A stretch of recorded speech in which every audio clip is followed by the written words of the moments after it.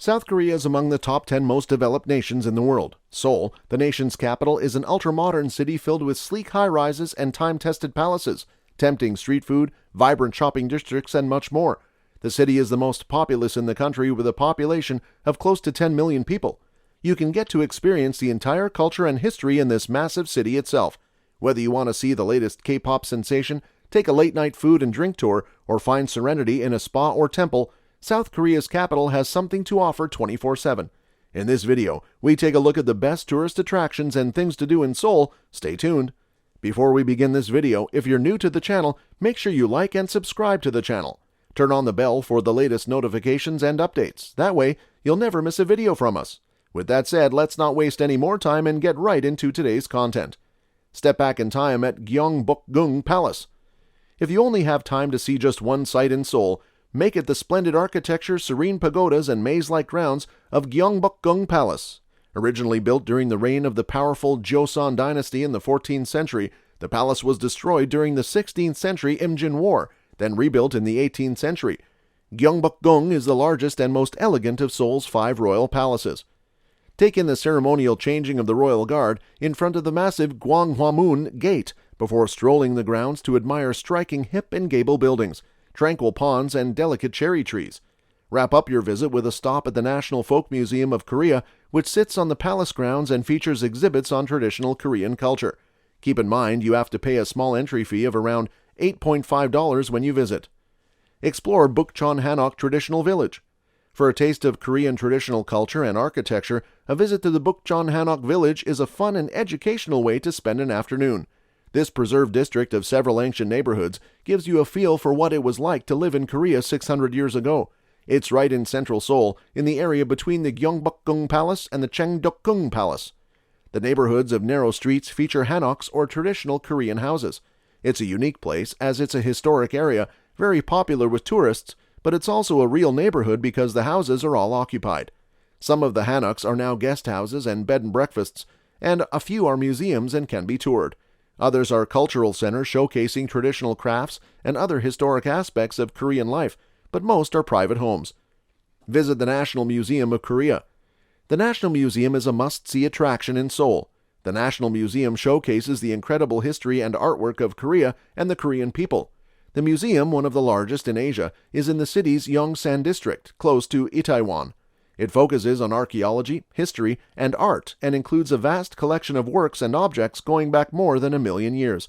There are ancient and prehistoric artifacts, sculpture, paintings, and other artwork, along with a large collection of objects and antiques. Before or after your museum visit, head down the street to Yongsan Family Park, a nice outdoor space to relax. Another important museum worth a visit, the War Memorial of Korea, is also close by. Visit the DMZ. When you visit South Korea, you probably want to visit the most fortified border in the world, the Korean Demilitarized Zone. Although not technically in Seoul, it is located around 30 miles from the capital city. A remnant of the Korean War, the DMZ is the area located along the border between North and South Korea. This highly sensitive and highly fortified area can only be visited during an official tour. Aside from the visit to the DMZ, a tour gives you a chance to get out of urban Seoul and see a bit of the Korean countryside. The half-day Korean DMZ tour, which includes pick-up and drop-off in central Seoul, takes you to the important sites in the DMZ area and gets you back to Seoul right after lunch if you take the early morning tour. The guided tour includes visits to landmarks like the Third Tunnel, dug by the North in anticipation of an invasion, and the Dora Observatory, where you can look over into North Korea. Blue House. The Blue House is Korea's version of the White House. It's the official residence of the Korean president, as well as the location of his and related executive offices of state. Imagine you have the opportunity to visit the residence of the most important official of the country. The Blue House isn't really a single building, it's an entire campus of buildings, all built in the traditional Korean style and all featuring the distinctive blue tile roofs from where it gets its name. Hour-long tours are available, but participants must apply and schedule their tour in advance online. The tour takes you to many parts of the palace complex, including meeting rooms, reception rooms, and the Korean version of the Rose Garden, where the Korean president holds press conferences. How cool is that? Bongensa Temple. Bongensa is one of the many Buddhist temples in and around Seoul. It first opened in the year 794 and is a complex of multiple buildings and shrines. It's easy to visit, as it's centrally located in the exciting Gangnam area. The temple is on the side of a low mountain, directly across the street from the massive COEX Convention Center and Mall. It's a popular spot for convention goers to take a break and enjoy the peaceful atmosphere. Visitors are welcome, and the temple even has a program that allows guests to experience the daily life of a monk for a few hours. Take a walk along Cheonggyecheon, Seoul's urban stream. This natural creek that flows through central Seoul was covered over by highways in the post-Korean War economic boom. 7 miles of the creek were uncovered as part of an urban revitalization project and turned into an outdoor recreation area opening in 2005. There are now 7 miles of creekside hiking, walking, and biking trails.